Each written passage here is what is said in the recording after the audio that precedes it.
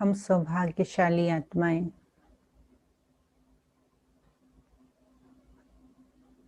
जो परमपिता परमात्मा शिव ने ब्रह्मा के माध्यम से हमारी अलौकिक पालना कर रहे हैं।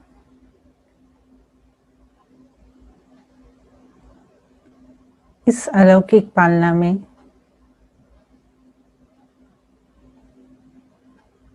हम ब्राह्मण वत्स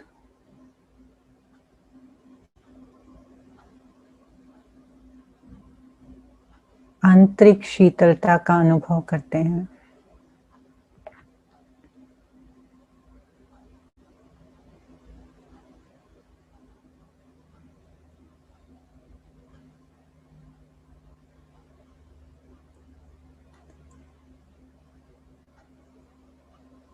जन्म जन्म के विकारों की अग्नि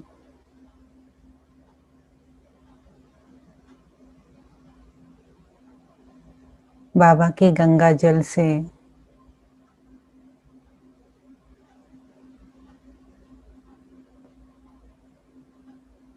शीतल हो रही है।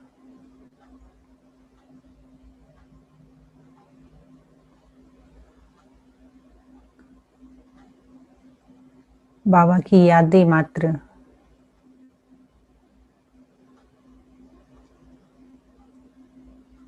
हमें अनोखी शीतलता का अनुभव कराती हैं।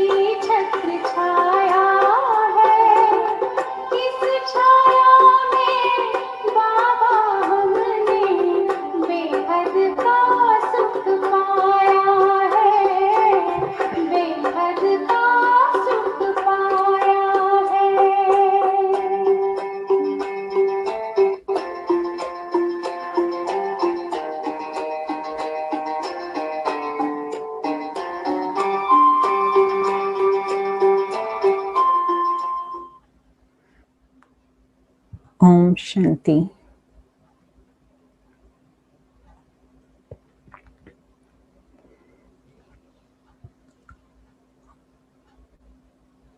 बाबा जो त्याग की मूर्ति थी उस विषय पर हम पढ़ रहे थे।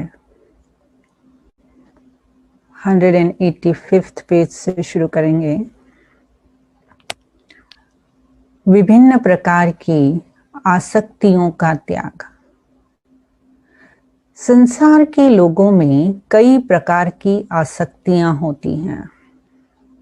साधारणतया वे जहां जन्म लेते हैं उस स्थान को, उनके साथ उसके दैहिक नाते या उठना बैठना जो होता है, उन रिश्तेदारों से या संबंधियों से जो उनके खान पान की आदतें या रीत रस्म होती है, उनको और धन पदार्थों को वे छोड़ना नहीं चाहते हैं। चाहे उनको छोड़ने से जन जन का कल्याण ही क्यों न हो सकता हो, परंतु योगी का तो लक्ष्य ही सर्व आसक्तियों का त्याग, कदम कदम पर सीखना और जीवन को बदलना, आगे बढ़ना, स्वयं को मुड़ने के योग्य बनाना और निर्संकल्प होकर हर परिस्थिति को प्रभु के सदके पार करना होता है।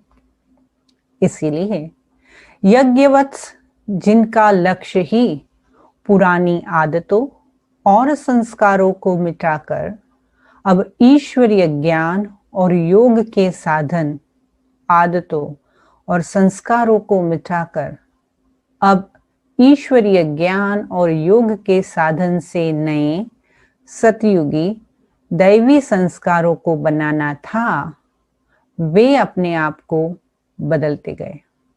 अतः इस नए वातावरण में उन्होंने शीघ्र ही स्वयं को नए प्रकार के खान पान तथा जलवायु के अनुकूल परिवर्तित कर लिया। सिंध देश, सिंध के स्वजन परिजन तथा कारणे अकारणे उनसे छूट ही गए थे और अज्ञान काल की अवस्था के रीति रिवाज भी छूट गए थे। अतः अब नए दैवी परिवार में नई बातें सुनते, नए संस्कार, नई मर्यादाएं अपनाते, पुरानी आसक्तियां तथा आदतें छोड़ते और नित्य नया जन्म लेते वे आगे बढ़ रहे थे। यज्ञ माता सरस्वती की देग की परीक्षा भी इन्हीं दिनों हुई थी। जैसा कि श्रीमद् भगवत में आदि ग्रंथों में एक आख्यान है कि जब पांडव वन में थे तो एक दिन द्रौपदी की देग में एक ही पत्ता बच रहा था। तब प्रभु ने ही कौतुक किया था, क्षण भर के लिए परीक्षा की स्थिति में डालकर फिर कमाल करके दिखाया था। वैसी परिस्थिति भी यज्ञवत्सों को सभी प्रकार से अनुभवी बनाने तथा एक रस अवस्था में स्थित करने के लिए अतीव अल्पकाल के लिए आई थी। जैसे समुद्री जहाज में डोलने पर जहाज पर के चूहे जहाज को छोड़कर भागने लगते हैं तथा जहाज पर के अन्य डरपोक जीव उड़ने लगते हैं, वैसा ही स्वयं प्रभु ने इस ज्ञान स्टीमर को एक बार जोर से हिलोरा दिया ताकि इस स्टीमर में घुसे हुए कुछ मनमौजी जीव, जो कि किसी मंजिल पर जाने के लिए नहीं है बल्कि किसी आसक्ति के वश स्टीमर पर सवार और भार थे, वे इसे हिलता देखकर इसे छोड़ गए। इस प्रकार वह चतुर प्रभु, जो ही इस ज्ञान स्टीमर का कप्तान और खेवनहार था, इस स्टीमर में बैठे यात्रियों को हंसाता, बहलाता, अनुभवी बनाता, बीच बीच में कौतुक करता, भंवर और चट्टानों, लहरों और तूफानों से सभी को भाव सागर से पार कराता हुआ लक्ष्य की ओर लेके जा रहा था। अब तो हमारे जीवन का यह नया दौर था और एक सुहावना नया जमाना था, जिसमें कि एक अतीन्द्रिय सुख हम अतीन्द्रिय सुख प्राप्त कर रहे थे। आध्यात्मिक अनुभवों से भी जीवन को संजो रहे थे तथा अलौकिक जन सेवा के लिए तैयार हो रहे थे। अतः हमारा मनवा बोल रहा था, बुद्धि की तार जुट गई है जिसकी ईश से, विकारों से यह हरगिज हराया न जाएगा। रोशन किया चिराग उस शिव ने अब ये, फूंकों से यह चिराग बुझाया न जाएगा। तो बाबा ने कहा था, और बाबा ने मुरलियों में भी कहा है कि ये ब्राह्मणों का जाड़ हिलेगा। तो अभी जो चैप्टर में जो बात कर रहे थे ना, तो वो उस वक्त ब्राह्मणों का जाड़ हिला था, क्योंकि निश्चय की परीक्षा थी, शिफ्ट था, देश शिफ्ट हुआ था, संबंधियों को छोड़कर आए थे, परिस्थितियां बदल गई थी, है ना। जो वहां पर जाहो जलाली में बाबा ने पालना की थी, और ये जो है वो सिंपल लाइफ जीने की पालना थी। तो वो कनेक्शन में जो है इसके अंदर प्रस्तुति की है कि जो जहाज चलता है, तो आप कहते हैं ना कि जब जहाज डूबने वाला होता है तो चूहे पहले बाहर निकल जाते हैं। तो वही ये वृत्तांत बताता है कि जब ये परिस्थितियां आई तो कितने बाबा के बच्चे बाबा के साथ रहे, और जो भार था, माना जो यज्ञ पे भारी थे, जो भगवान के घर का खाते थे, और लेकिन उनका कोई लक्ष्य ऊंचा नहीं था, वो आत्माएं चली गई, तो यज्ञ का भार कम हो गया। तो वो कॉन्टेक्स्ट में वो बात चल रही थी।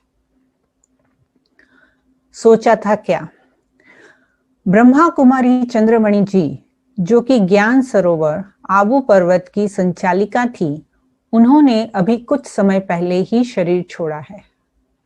वे इस बारे में लिखती हैं, ईश्वरीय विद्या अध्ययन के इस अलौकिक जीवन में सभी यज्ञवत्स यह समझकर चल रहे थे कि अब जबकि हम प्रभु के हो चुके हैं, प्रभु हमें मिल गए हैं, तो उससे डायरेक्ट हम पढ़ रहे हैं तथा लालन पालन भी ले रहे हैं।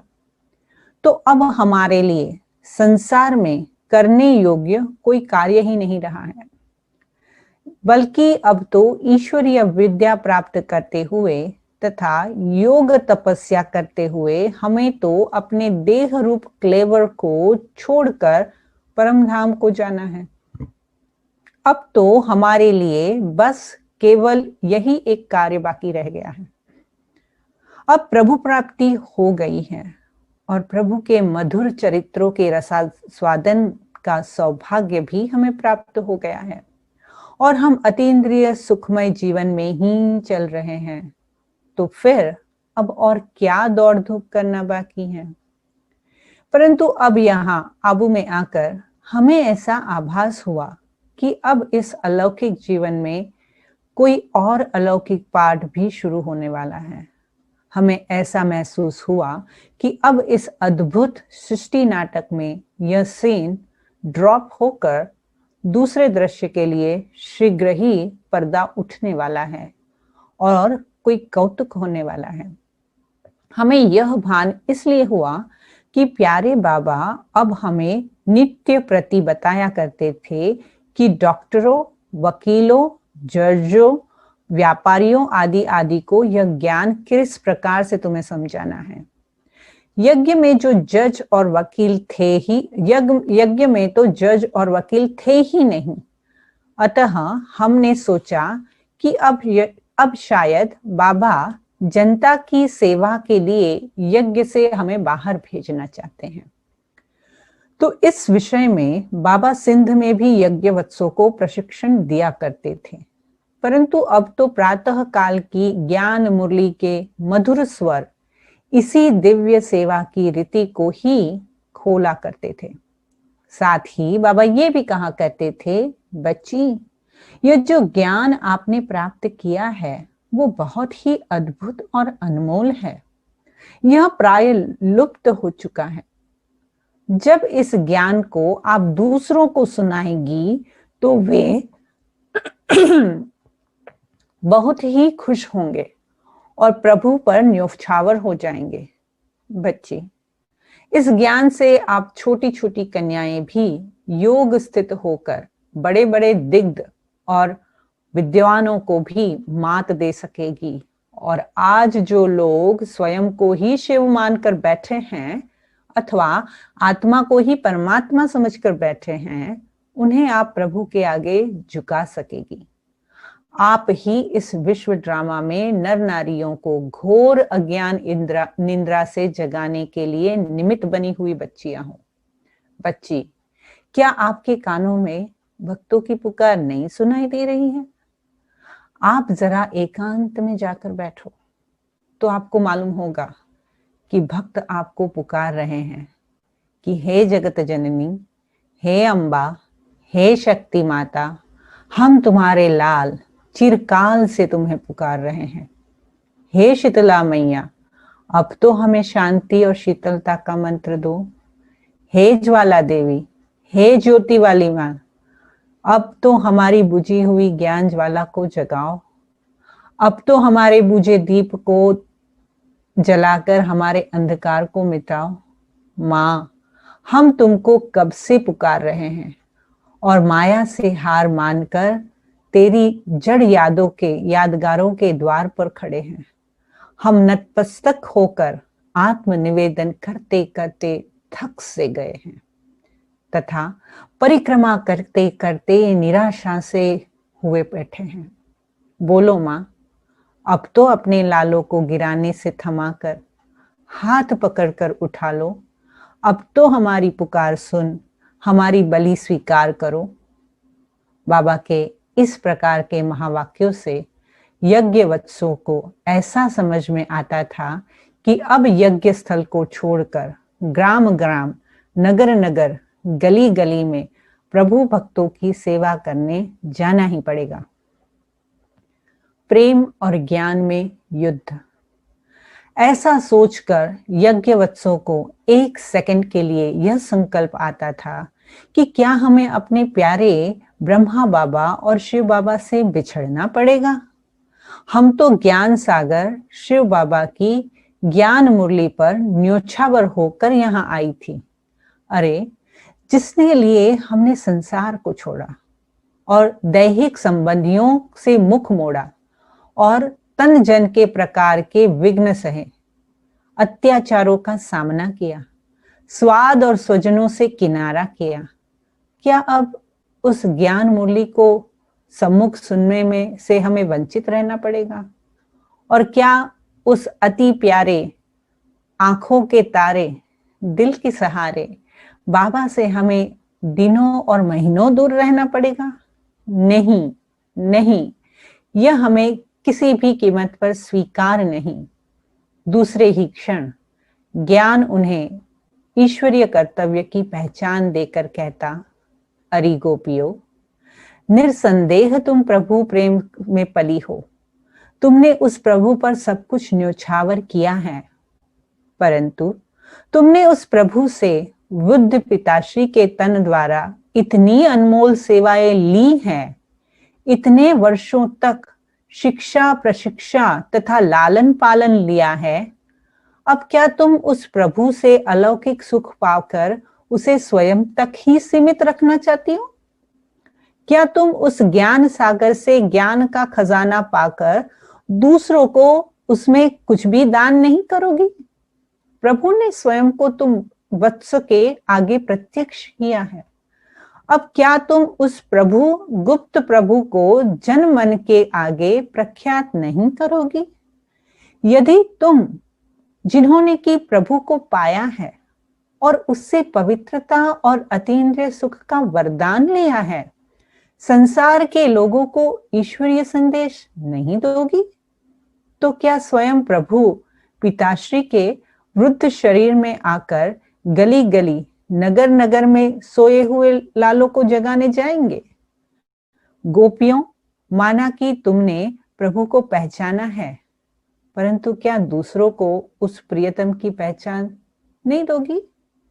क्या आप उस प्रभु प्रेम में ऐसी खोई रहोगी कि भारत के दुखी नर नारियों पर दया नहीं करोगी? इस प्रकार गोप गोपियों तथा अथवा यज्ञवत्सों के मन रूपी मैदान में प्रेम और ज्ञान के बीच संग्राम चलता था। इधर बाबा की मुरली में प्रतिदिन यही शिक्षा स्पष्ट रूप से मिलने लगी कि बच्ची, आपने ज्ञान तो पाया ही है, 14 वर्ष तक आपको योग तपस्या भी कराई है, अब आप ज्ञान गंगाएं बनो और अपनी योग की शक्ति की ज्वाला दिखाओ।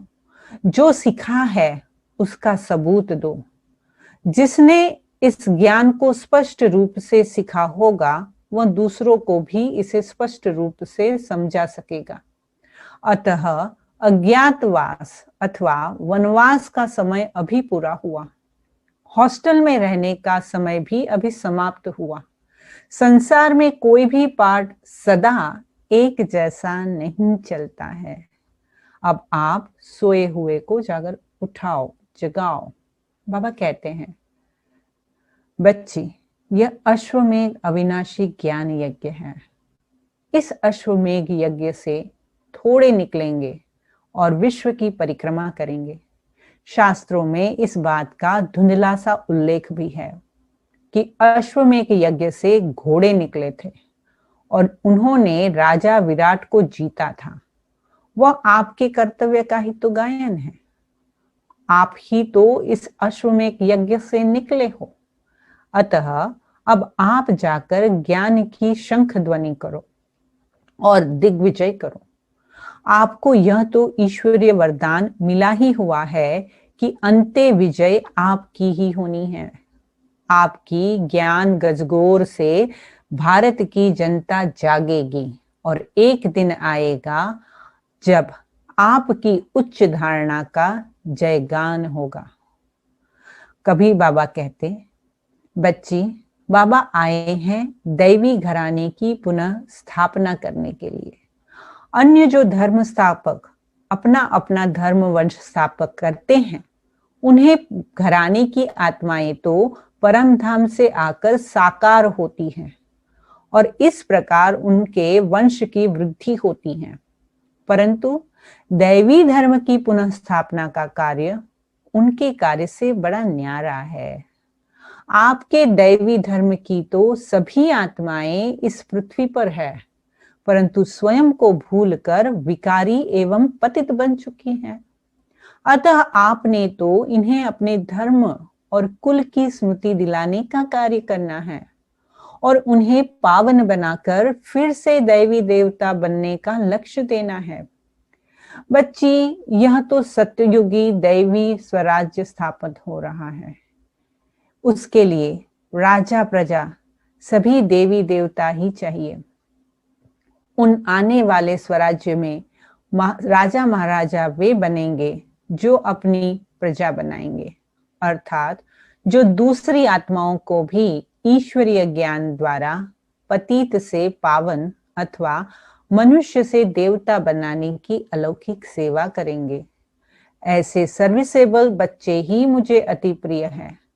यूं तो आप सभी मुझे बहुत प्रिय हो, परंतु आप में से ज्ञानी आत्मा तो मुझे अति प्रिय है, क्योंकि ज्ञानी दूसरों को भी अपने समान बनाने की ऊंच सेवा करता है। अतः बच्ची, आपने जो पढ़ा है अब जाकर दूसरों को पढ़ाओ। इन युक्तिपूर्ण मधुर मुरलियों से बाबा सभी वत्सों को अब ईश्वरीय सेवा अर्थ जानने के लिए प्रेरित करते थे। इन महावाक्यों को सुनकर तथा समय और परिस्थिति को देखकर यज्ञवत्स समझते थे कि अब ईश्वरीय प्रेम के मीठे बंधन को न चाहते हुए भी ढीला तो छोड़ना ही पड़ेगा और अब कर्तव्य क्षेत्र पर उतरना ही होगा। जिन्हें एक घड़ी का बिछुड़ना भी पहले असह्य होता था, अब उनके मन में आवाज उठी कि अब ईश्वरीय सेवा अर्थ उस अति प्यारे पिता द्वारा पढ़ी विद्या की झलक लोगों को देने के निमित्त अथवा सुखदाता सर्व के सहारे प्रभु का यह संदेश देने के लिए अभी हमें जाना ही होगा। पाप की गठरी शिष्य पे आए गया है काल, माया रावण कर रहा है आज मुझे बेहाल। आज तुझे बेहाल स्वयं शिव आया है, दर दर भटक रहे मानव को सहज योग सिखाया है। गृहस्थ जीवन कमल पुष्प सा वह आज बनाते, परम पिता शिव ज्ञान योग की राह दिखलाते। रात अंधेरी दुख की रही कैल की बीती, ज्योति रूप भगवान से अब कर लीजिए प्रीति। अब कर लीजिए प्रीत ज्ञान सागर सुखकारी। रचकर दैवी सृष्टि सुख की करे तैयारी। आत्माभिमानी बनाए मन मना भव सिखलाते, परम पिता शिव ज्ञान योग की राह दिखाते। जनता की रूहानी सेवा अर्थ यज्ञ वत्सों की परिपक्व अवस्था। ब्रह्मा कुमारी ध्यानी जी, जो कि वर्तमान समय अंबाला में ईश्वरीय सेवा में तत्पर है, वो लिखती हैं, अब ईश्वरीय सेवा के लिए बाहर जाने का समय आ गया लगता था। शिव बाबा ने भारत जाने का आदेश ईश्वरीय सेवा अर्थ ही तो दिया था। इधर ईश्वरीय विद्या को धारण करते हुए तथा ईश्वरीय स्मृति में लवलीन रहते हुए यज्ञवत्स वैसे ही परिपक्व हो रहे थे जैसे कि एक बीज पहले अंकुरित होकर कली और फूल के बाद फल का रूप धारण करता है और तब बोने वाले की तथा जनता की सेवा में वो काम में आता है। ईश्वरीय विद्या के अध्ययन से मनुष्य के जीवन में जो नम्रता, प्रेम, पवित्रता, हर्ष, अनासक्त भाव और दूसरों के प्रति जो करुणा और कल्याण की भावना जागृत होनी चाहिए, अब वह यज्ञवत्सों के जीवन में प्रचुर मात्रा में अथवा परिपक्व अवस्था में झलक दे रही थी। अतः अब दूसरे नर नारी यज्ञवत्सों की इन दिव्य धारणाओं का रसास्वाद करने अपने जीवन में दिव्यता ला सकते थे। अब उनकी स्थिति ऐसी हो चुकी थी, उन्होंने कर्मेंद्रियों को जीत लिया था। अब मुख का विषय अर्थात स्वाद उनके मुख को द्रवीभूत या लालचियत नहीं कर सकता था। भोजन के स्वाद और चस्कों से प्रति उनका मन अनासक्त हो चुका था और वे सफेद पोशाक अथवा सादा जीवन तो बहुत पहले से अपना चुकी थी। योगियों के समान अब उनका तन मन शीतल हो चुका था और संसार के जन और धन में उन्हें कोई आकर्षण का रस अनुभव नहीं होता था। नाम रूप के प्रति अर्थात देहों और देहधारियों के प्रति उनका राग भी मिट चुका था तथा विभिन्न घरों से आई हुई 250-300 कन्याएं माताएं इतने वर्षों तक इकट्ठी रहकर भाव स्वभाव आवेश और द्वेष की भट्टी से भी स्वच्छ होकर निकल चुकी थी। लोक लाज, निंदा, भय आदि की परीक्षाओं को तो वे बहुत पहले ही सिंध में ही पार कर चुकी थी। स्त्री चोले में रहते हुए भी आत्मा निश्चय के अभ्यास द्वारा वे सतीत्व का मान भी काफी हद तक मिटा चुकी थी। अतः अब उनकी ऐसी अवस्था हो चुकी थी कि वे नरकमय कलयुगी विकारी सृष्टि के लोगों के पास जाकर उन्हें प्रभु संदेश देते हुए विकारी लोगों के संग के रंग से स्वयं सुरक्षित रह सकती थी और उनको अपनी धारणाओं तथा स्थिति में प्रभावित करके उनके जीवन में भी परिवर्तन ला सकती थी। बाबा और मम्मा के दिव्य जीवन की झलक इस अब ज्ञानवान यज्ञवत्सों के जीवन में भी दिखाई देती थी। जैसे सागर का जल सूर्य के प्रकाश और ताप के फलस्वरूप उड़कर आकाश में मेघ रूप धारण कर पर्वतों पर मंडराता है और फिर मैदानों में जाकर वर्षा करता है तथा भूमि को हरा भरा कर देता है और जन जन को सुख और खुशी देता है, वैसा ही समय अब आ गया था। कराची में सागर तट पर ज्ञान सूर्य बाबा ने ज्ञान सागर द्वारा यज्ञ वत्सों की रचना की थी। वे ज्ञान जल से भरे हुए बादल अब आबू पर्वत पर आ गए थे। ऐसा लगता था कि अब वे शीघ्र ही बरसेंगे और विकारों से तृप्त भारत को शीतल एवं हरा भरा करने की सेवा में तत्पर हो जाएंगे। ईश्वरीय सेवा के लिए प्रशिक्षण। ब्रह्मा कुमारी शांतामणि जी, जो कि वर्तमान समय शांतिवन आबू रोड की संचालिका हैं, वो लिखती हैं, यूं तो बाबा ने हैदराबाद तथा कराची में भी इस बात का प्रशिक्षण दिया था कि नए जिज्ञासुओं को कैसे समझाना है और क्या समझाना है। विशेष करके कराची में बाबा ने 4 प्रकार से मनुष्य आत्माओं की ज्ञान सेवा करने की ट्रेनिंग दी थी। एक तो बाबा ने रूप और बसंत के बीच संवाद बनाने अथवा ब्रह्मा कुमारी और भूला भाई के बीच वार्तालाप बनाने की ट्रेनिंग दी थी।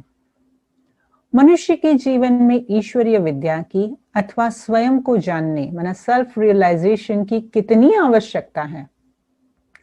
पवित्रता रूपी धर्म का पालन कितना जरूरी है।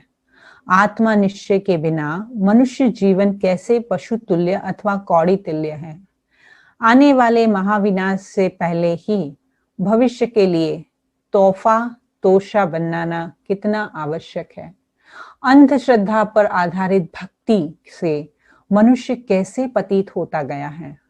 ऐसे विषयों पर संवाद बनाए गए थे। ये संवाद अथवा वार्तालाप छपवाकर अथवा साइक्लोस्टाइल करवाकर मंत्रियों तथा अन्य व्यक्तियों को निःशुल्क ही भेजे गए थे। इनसे यज्ञवत्सों को एक प्रकार से यह ट्रेनिंग मिल गई थी कि भूले भाई अथवा अज्ञानियों द्वारा कौन सा प्रश्न पूछने पर हमें क्या उत्तर देना है। जिज्ञासुओं के प्रश्नों को सुनकर उन्हें ईश्वरीय ज्ञान समझाने की रूपरेखा स्पष्ट कर दी गई थी। दूसरा, मन अथवा विकारों पर विजय कैसे प्राप्त करें। How to control your mind. जीवन की पहेली the puzzle what I am I को हल करने से कैसे विश्व को स्वराज्य की चाबी हमारे हाथ में लग सकती है। आत्मज्ञान और परमात्म ज्ञान में क्या अंतर होता है। भारत का प्राचीन ऊंचे से ऊंचा योग क्या है। हठ योग कर्म संन्यास तथा सहज योग राजयोग संन्यास में क्या अंतर है। 1 सेकेंड में मन को हम कैसे वश कर सकते हैं। विश्व का अनादि बाइस्कोप अथवा ड्रामा कल्प कल्प कैसे फिरता है। आने वाली महाभारत लड़ाई कैसे एक गुप्त वरदान है और उसके पीछे बैकबोन कौन है।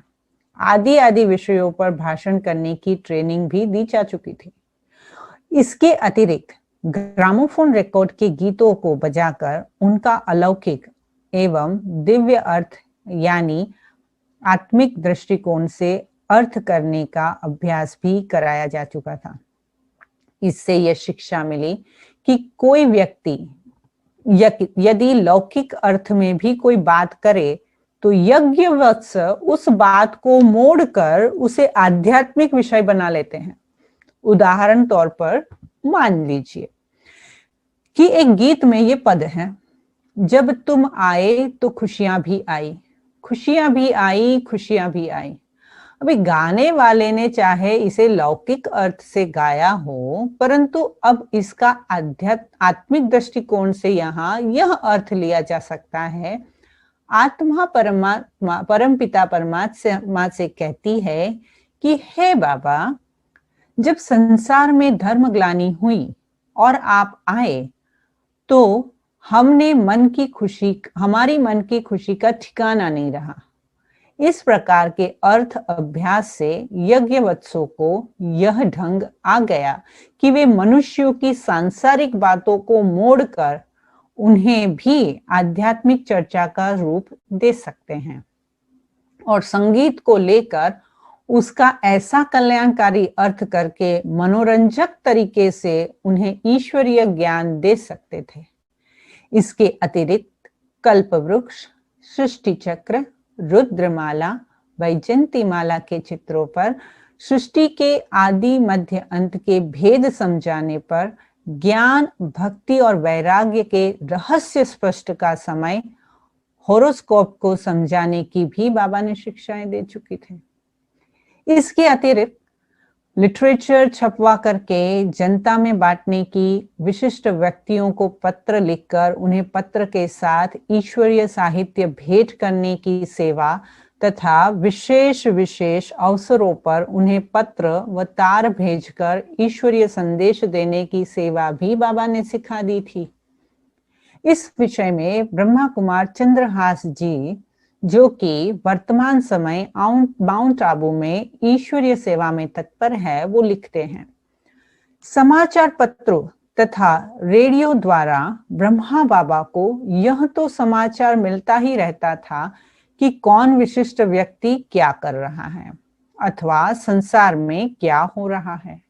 अतः बाबा उन विशिष्ट व्यक्तियों को पत्र या तार भिजवाकर उनका भी कल्याण करने, उन्हें ईश्वरीय संदेश तथा शिक्षा से परिचित करने अथवा उन्हें ईश्वरीय यज्ञ के किसी कार्य में सहयोगी बनाकर उनका भाग्य भी ऊंच बनाने की कोशिश करते थे। हंसी की बात है क्योंकि जो बाबा ने ये बुक में लिखा है ना, तो अभी दोपहर में मैं थोड़ा रेस्ट कर रही थी, तो नैप ले रही थी, तो मेरी तुरंत ही आंखें खुल गई।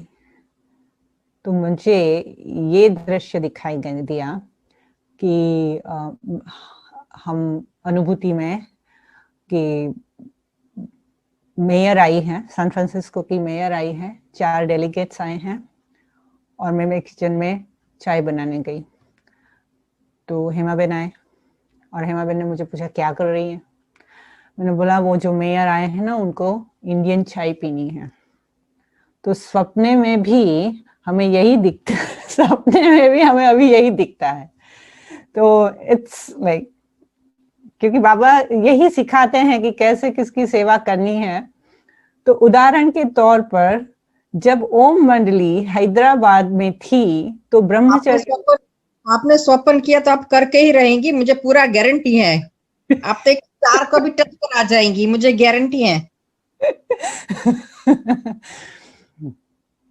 तो बाबा के पुस्तक में लिखा है, उदाहरण के तौर पर जब ओम मंडली हैदराबाद सिंध में थी तो ब्रह्मचर्य व्रत लेने के कारण कई कन्याओं पर उनके पिता अत्याचार करते थे और उन्हें विकारी विवाह करने के लिए बाध्य करने की कोशिश करते थे, तथा कोई पुरुष वासना के लिए अपनी पत्नी पर जब सितम ढाते थे, अतः अन्य लोगों को पवित्रता के लिए अपनी पत्नी पर अतः अन्य लोगों को पवित्रता के ईश्वरीय आदेश से परिचित कराने के लिए तथा अन्य कन्याओं माताओं के बचाव के लिए कुछ उपाय करने के लिए बाबा ने कुछ पत्र लिखवाए थे। उनमें से एक पत्र पशुओं पर होने वाले अत्याचार की रोकथाम की संस्था state prevention of cruelty to the animals की प्रधान मिस आर पिगॉट को 23 जुलाई 1938 को भेजा गया था। उसमें बताया गया था कि किस प्रकार 15 वर्षीय कन्या गोपी को उसके संबंधियों ने एक कमरे में 4 दिन ताले में बंद रखा और उसे खाना नहीं दिया और उस कन्या के भाई ने उसे बहुत ही निर्दयता से मारा। इस प्रकार पत्र लिखकर प्रधान मिस पिगट को कहा गया कि पशुओं की तो बात एक और रही, मनुष्यों पर देखो कितने अत्याचार हो रहे हैं। इसके साथ ही उसे सुझाव दिया गया कि मनुष्य जाति पर हो रहे अत्याचारों की रोकथाम के लिए भी कोई कदम उठाना चाहिए, और कि अगर उनकी संस्था केवल पशुओं पर होने वाले अत्याचार की रोकथाम के लिए ही कार्य कर रही है, तो एक दूसरी संस्था बनानी चाहिए जो कि मनुष्य जाति पर हो रहे अत्याचार को रोकथाम के बारे में कुछ ठोस कार्य करे। और फिर से ये सब जो ह्यूमन राइट्स जो वगैरह हुआ वो बाद में शुरू हुआ ना। महात्मा गांधी, रविंद्रनाथ टैगोर तथा चक्रवर्ती राजगोपालाचार्य आदि आदि के नाम पर पत्र, तार और प्रवचन। बाबा ने महात्मा गांधी जी को वर्धा में तथा कविराज रविंद्रनाथ टैगोर जी को भी एक पत्र से संलग्न करके 2 ज्ञान मुरलियों प्रवचनों की प्रतियां भेजी थी। उन प्रवचनों में तत्कालीन परिस्थितियों पर तथा आने वाले समय पर प्रकाश डाला था और वास्तविक स्वतंत्रता कैसे प्राप्त हो सकती है तथा स्वानुभूति की कितनी आवश्यकता है और समाज में नारी का क्या स्थान होना चाहिए, उस बारे में भी ईश्वरीय महावाक्यों का उल्लेख था। महात्मा गांधी जी उन दिनों सत्याग्रह, अनशन और सिविल नॉफरमानी,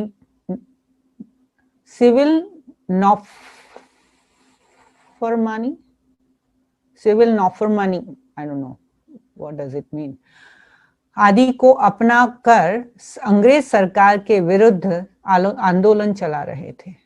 तब भी बाबा ने एक बार महात्मा गांधी जी के नाम भिजवाया, एक तार महात्मा गांधी जी के नाम पर भिजवाया था। उस तार की प्रति चक्रवर्ती राजगोपालाचार्य जी को और आचार्य कृपलानी जी को तथा भोला भाई देसाई जी को भी भेजी गई थी और उस तार में लिखा गया था कि प्यारे गांधी जी, अनशन और सिविल नॉफरमानी आदि हठयोग के विभिन्न रूप हैं। पूर्ण स्वराज्य की प्राप्ति ईश्वरीय ज्ञान और दिव्य साक्षात्कार के बल से प्राप्त होती है। आत्मिक बल से ही विज्ञान बल को जीता जा सकता है। वर्तमान समय धर्मग्लानि का समय है। अब परमपिता परमात्मा फिर से आदि सनातन देवी देवता धर्म की स्थापना करा रहे हैं। यह महाभारत युग है। बाबा ने केवल भारत के राजनैतिक नेताओं तथा विशिष्ट एवं सामान्य लोगों को परमपिता परमात्मा के अवतरण की तथा सतयुग की हो रही स्थापना और कलयुग के होने वाले विनाश के बारे में संदेश दिया, बल्कि उन्होंने अंग्रेज सरकार के अधिकारियों को भी अभय होकर स्पष्ट शब्दों में यह सत्यता बताई, ताकि कल को कोई ये उलाहना न दे कि प्रभु इस सृष्टि में आया परंतु हमें सूचना भी नहीं मिली और हमें उस परमपिता ने निमंत्रण भी नहीं दिया। इस कर्तव्य की पूर्ति के लिए बाबा ने इंग्लैंड की प्रिंसेस एलिजाबेथ को बकिंघम पैलेस लंदन के प्रति भी पत्र भिजवाए। देखिए तो यज्ञ माता द्वारा लिखवाए गए एक पत्र के निम्नलिखित पंक्तियां, ये तार जो भेजी गई थी, एक तार जो थी वो 5 मई 1939 को भेजी गई थी और वो जो पत्र भेजा गया था वो मम्मा ने भेजा था 15 मार्च 1939 को। कितना स्पष्ट संदेश मम्मा ने लिखा था। प्रिय बहन, जो क्वीन एलिजाबेथ को लिखा था, प्रिय बहन, इस पत्र के साथ मैं आपको स्वानुभूति के विषय पर कुछ प्रवचन संलग्न ये करके भेज रही हूँ। हमारे यहाँ के अनेक भाइयों और बहनों ने दिव्य दृष्टि द्वारा साक्षात्कार किया है कि निकट भविष्य में सृष्टि पर महासंकट की घड़ी आने वाली है। अब तब आत्मिक बल वाले लोग ही उस भयावह स्थिति का सामना कर सकेंगे और बच सकेंगे। आत्मिक बल, विज्ञान बल अथवा अन्य सब प्रकार के बल से उच्च है और उन पर विजय पा सकने का हमारे में सामर्थ्य है। अभी जो विश्व युद्ध होने वाला है उसका परिणाम उन सभी के लिए निराशाजनक होगा जो कि इस आत्मानुभूति के लिए पुरुषार्थ नहीं करते हैं और अपने सच्चे धर्म की रक्षा नहीं करते हैं।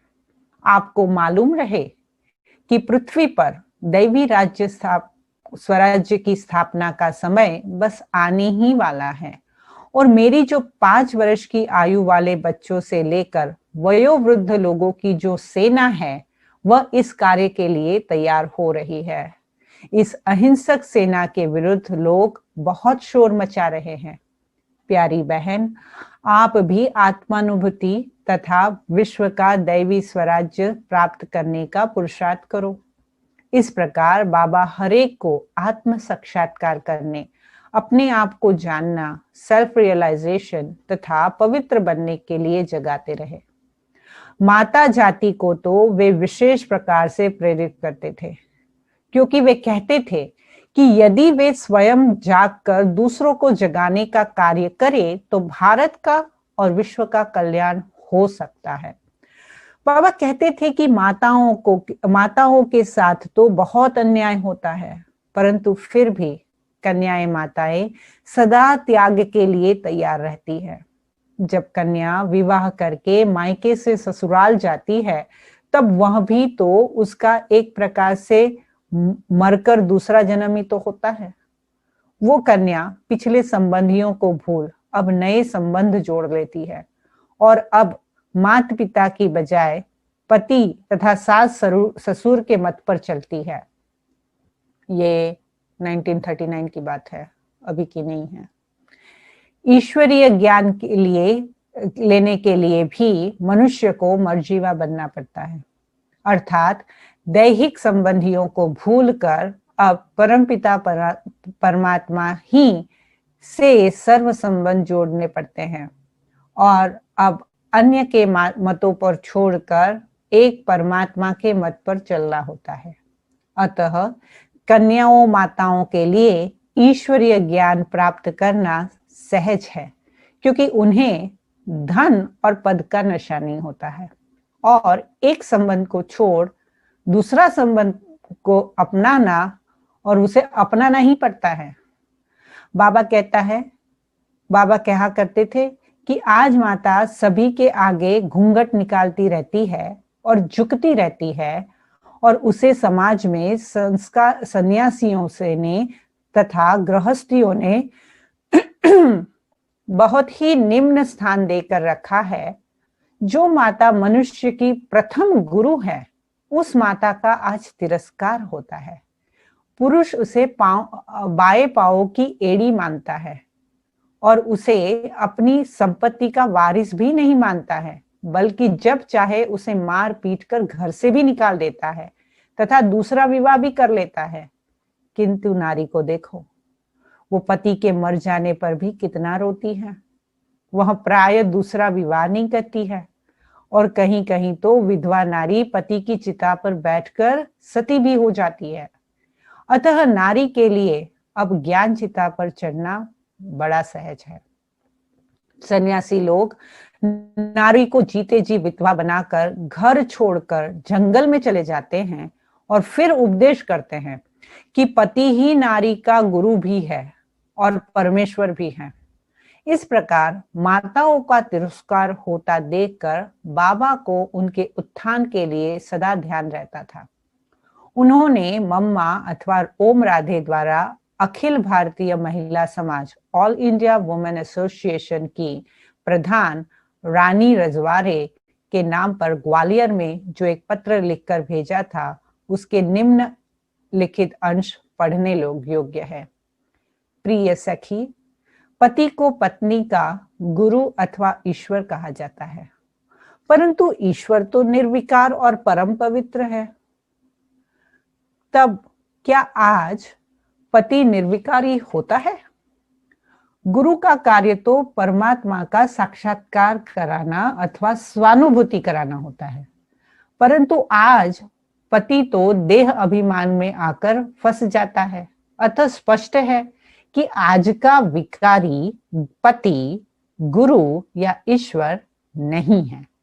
आप तो माता है। अब आप लक्ष्मी के समान बनो और नर नारी को ज्ञानामृत पिलाओ। प्रिय सखी, अब जागो, स्वयं को पहचानो। उसके बिना जीवन ऐसा है कि जैसे अंधेरे में कूदना। सन 1939 में एक इंटरनेशनल सर्वधर्म सम्मेलन श्रीलंका में कोलंबो में हुआ था। उसमें सभी धर्मों के प्रतिनिधि सम्मिलित हुए थे। उस सम्मेलन का उद्देश्य विश्व में शांति स्थापन करने के तरीकों पर विचार करने का था।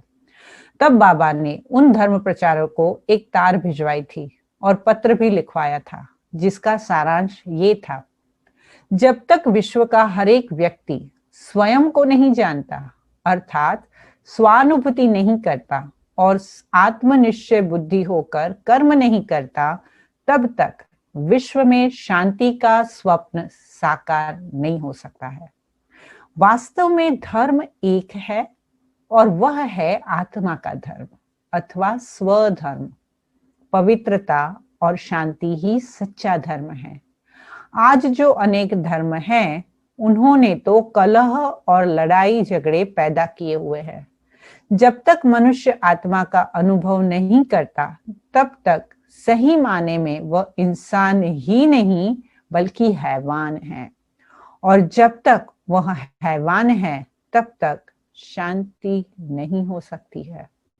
मैं आपको ईश्वरीय ज्ञान रूपी रत्नों का खजाना भेज रही हूं, आप इसे पढ़ना। राजाओं महाराजाओं आदि को पत्र और ईश्वरीय साहित्य। इस प्रकार बाबा सभी को ईश्वरीय ज्ञान द्वारा लाभान्वित करने का प्रयत्न निरंतर करते रहते थे। उन्होंने जामनगर, जोधपुर, मंडी आदि के महाराजाओं को भी पत्र लिखवाए और उन्हें ईश्वरीय ज्ञान से संबंधित चित्र भी भिजवाए, साहित्य भी भिजवाया तथा ईश्वरीय विश्वविद्यालय में आकर 1 सप्ताह तक इसे स्पष्ट रीति से समझने के लिए निमंत्रण भी दिया। सभी के यहाँ से साहित्य तथा निमंत्रण के पहुंचने के पत्र भी आए, परंतु कोटि कोटि मनुष्यों में से कोई विरला ही तो इस ईश्वरीय ज्ञान से लाभ उठाया है। बाकी सब तो आश्चर्यवत होके सिर्फ पढ़ते और सुनते हैं। यह वाक्य तो श्रीमद् भगवत गीता में भी स्पष्ट किया गया है। बाबा ने तो ओम राधे जी के द्वारा विभिन्न चैम्बर ऑफ कॉमर्स को, पारसी, ईसाई आदि आदि सभी धर्मों की सभाओं को भी पत्र भिजवाए हैं। विदेश में भी विशिष्ट व्यक्तियों को बाबा ने ईश्वरीय निमंत्रण तथा साहित्य भेजा है और उनसे उत्तर भी आए हैं, परंतु उन अभागों ने ये नहीं पहचाना कि यह तो सभी आत्माओं के परमपिता ने हमें स्वयं को जानने और विश्व का स्वराज्य प्राप्त करने के लिए अलौकिक निमंत्रण दिया है। विदेश में बाबा ने विशिष्ट व्यक्तियों को पत्र में कुछ लिखा और उसका नमूना जो है वो निम्नलिखित पत्र में मिल गया है।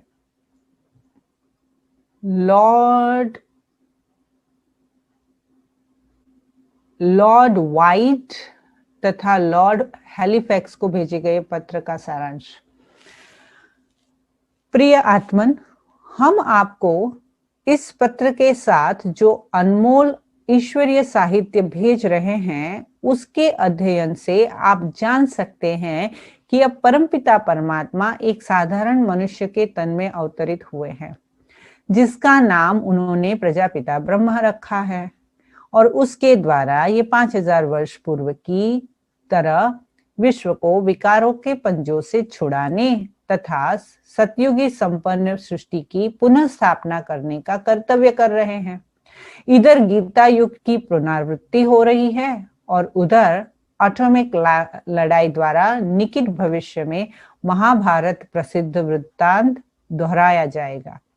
आप यदि ध्यान से इस ईश्वरीय साहित्य का अगर अध्ययन करेंगे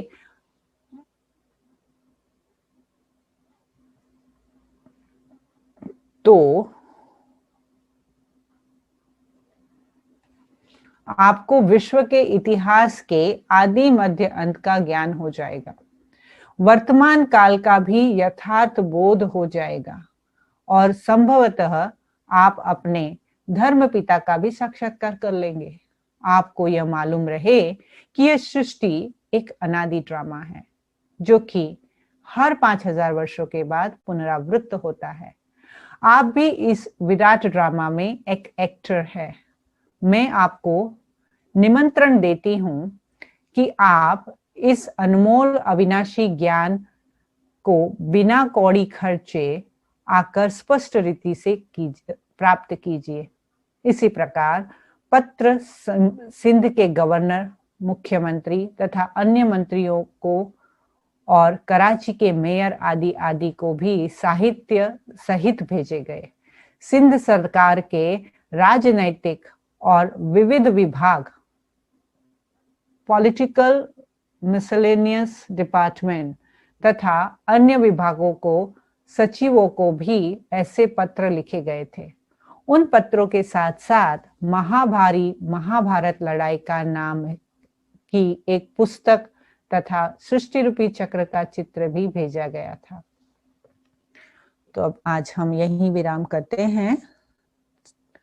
it is second paragraph of 202 page.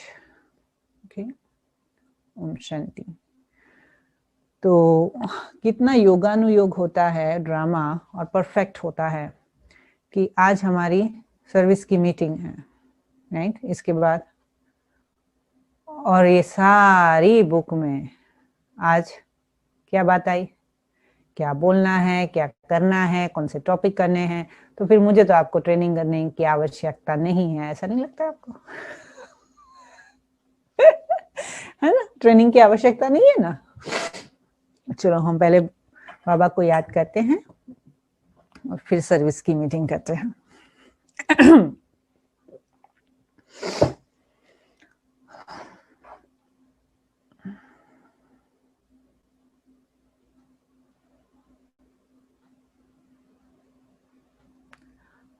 आज तक कभी ऐसे शब्द मनुष्य ने नहीं सुनाए जो बाबा ने सुनाए हैं। बाबा ने हमारे मन की स्थिति को कितना ऊंच बनाया। बाबा ने हमें विश्व के उद्धार करने वाली जगत माता का टाइटल दिया है। मैं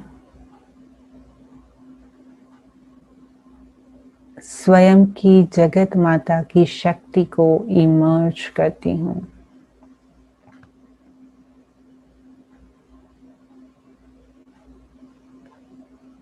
मैं सिर्फ देह के 2-4 बच्चों की माँ नहीं हूँ,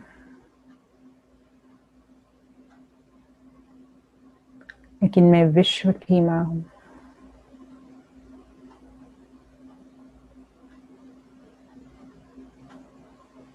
शिव साजन जिसने मुझे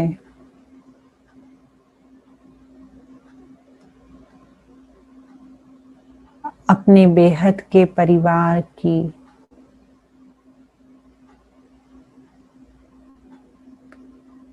पालना करने के पात्र समझा।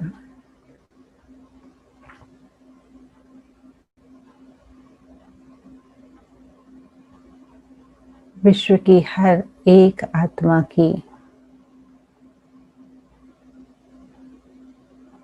पुकार मेरे कानों में गूंज रही है।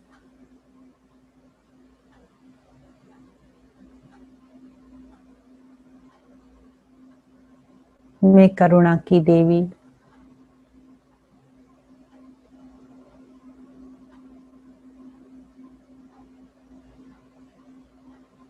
मैं पवित्रता की देवी,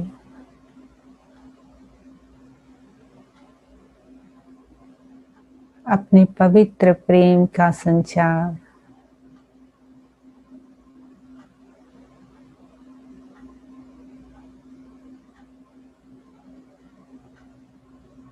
और त्याग का जल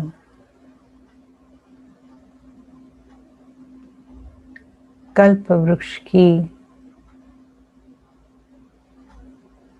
जड़ों में अर्पित कर रही हूँ।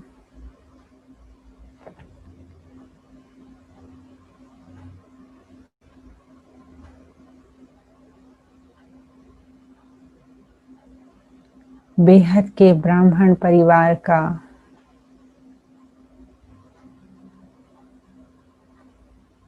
मैं अभिन्न अंग हूँ।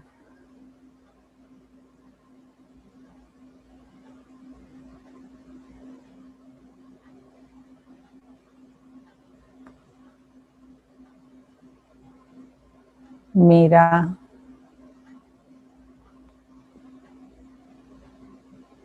इस ड्रामा में विशेष पार्ट है।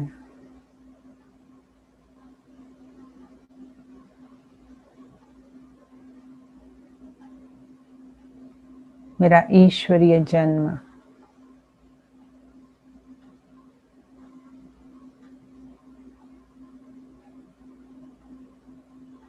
जन जन का कल्याण करने के लिए हुआ है।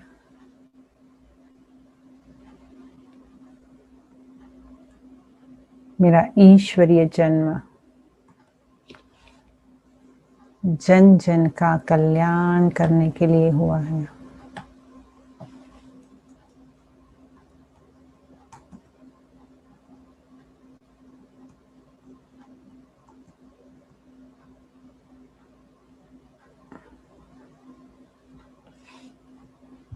मेरा ईश्वरीय जन्म जन जन का कल्याण करने के लिए हुआ है।